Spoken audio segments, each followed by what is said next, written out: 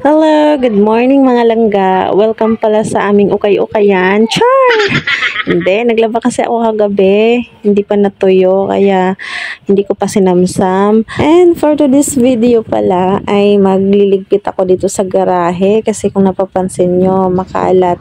Maraming nakatambak dyan. Bali, aalisin ko lang yung iba na hindi na nagagamit. Itatapon ko na para mabawasan yung mga tambak. At bago pala ako maglilinis sa garahe, ay uunahin ko munang ilipat tong snake plant ko sa bagong paso.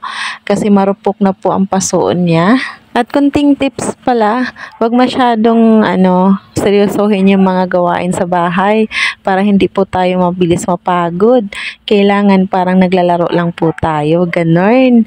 Dapat happy lang, katulad sa akin, naka-smile para hindi po mabilis mapagod, ganon. Char!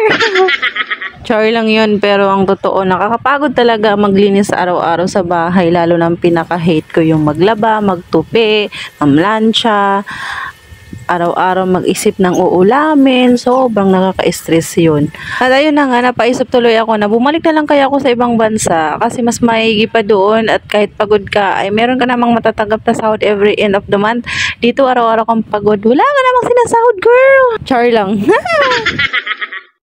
Paki-comment naman down below kung alam niyo po pangalan ng halaman na to kasi hindi ko talaga alam kung anong tawag sa halaman na yan. At nilipat ko na rin pala sa bagong paso yan kasi marupok na rin yung paso niya. Meron kasi akong napansin sa halaman na to, kahit minsan lang siya didiligan, hindi siya agad nalalanta. Actually, galing po yan sa loob, doon sa may hinaharang ko sa may pintuan ng CR para hindi agad nakikita yung pintuan. At minsan nakakalimutan ko siyang diligan. Pero ayan, buhay na buhay pa po yung mga dahon niya. Pero sa ngayon, dito ko muna siya ilagay sa may gilid kasi parang maganda siya dyan tignan. Tapos, ito naman, hindi ko talaga alam ang pangalan ng mga halaman na yan. Pero nagagandahan ako sa halaman na yan, pangpaswerte daw yun. Char! At ayan, itong snake plant na yan, dyan ko muna siya pansamantalang nilagay. At bibilan ko pa yun ng mga patungan. At ito na, mag-uumpisa na pala ako maglinis dito sa may garahe. Kasi tingnan nyo, kung napapansin nyo, sobrang daming tambak dyan. Aalisin ko rin yung mga tambak na yan kapag natapos na yung bahay. Actually, yung bahay namin guys, tapos na po talaga ang pagkontrata. Ang kaso, palpak po kasi yung paggagawa sa bahay namin. Kung napapanood po ninyo yung mga previous vlogs ko, shinare ko po sa inyo doon kung ano po mga palpak doon sa may kusina. Sobrang baba po yun ng bubong. Kailangan pa po yun renovate, yung major renovation, at sobrang laki yung gagastusin namin guys sa pagre-renovate. Sana makapag-umpisa na po ang renovate dahil sobrang init dun sa may kitchen dahil sa sobrang baba ng ceiling. Sayang yung pera ng pinanggastos namin dyan sa pagkontrata dahil nga yung nagkontrata sa bahay namin ay hindi naman pala marunong, hindi talaga siya legit na marunong na gumagawa ng bahay. Lesson learned talaga yung nangyari sa amin. Dapat kikilalanin talaga dapat yung mga kukunin na gumagawa. Marami kasi ngayong mga manluloko na kunyari marunong gumawa ng bahay pero pera-pera lang pala. So ayun, naloko po kami.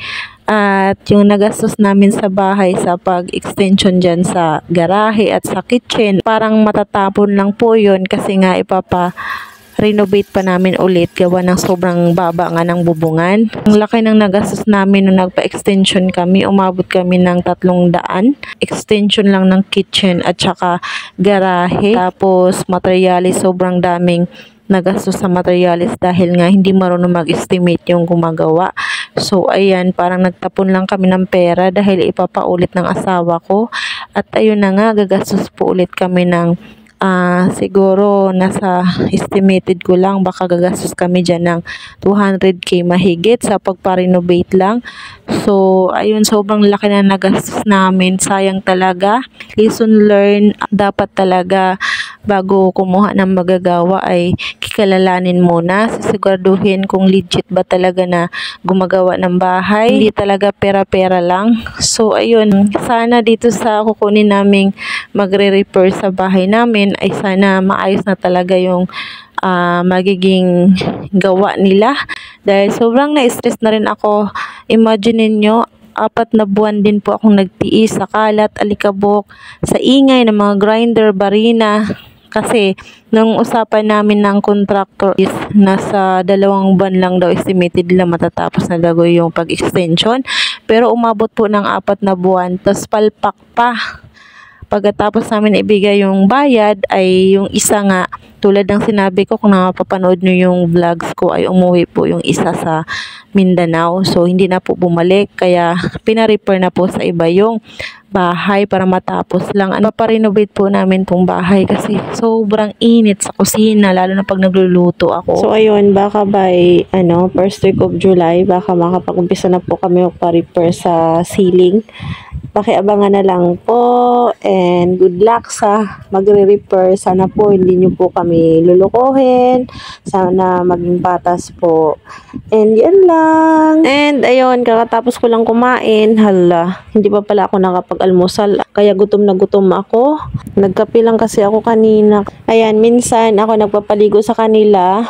Pero marunong man yan sila maligo mag-isa lang. Ang kaso, iba talaga pag ako yung nagpaligo sa kanila kasi kuskuson man ako na mga tagitip ba, mga libag-libag. Tinatanggal ko talaga yung mga libag-libag pag ako yung nagpaligo sa mga yan.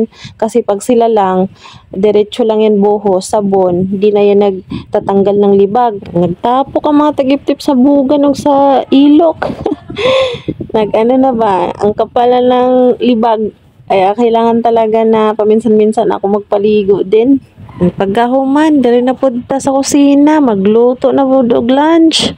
Mag-prepare pala ako dyan ng ulam namin for lunch. Ang lulutuin ko is tinulang manok. Ayan, piniprepare ko muna.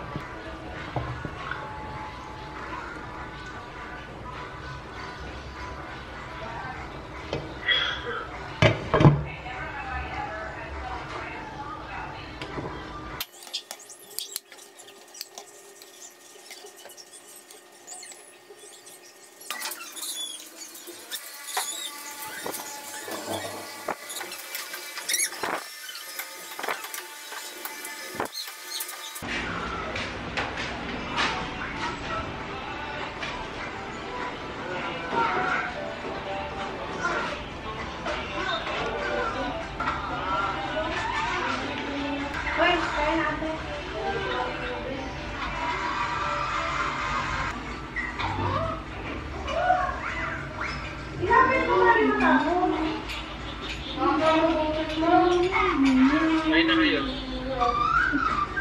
Tanghali-ali yan.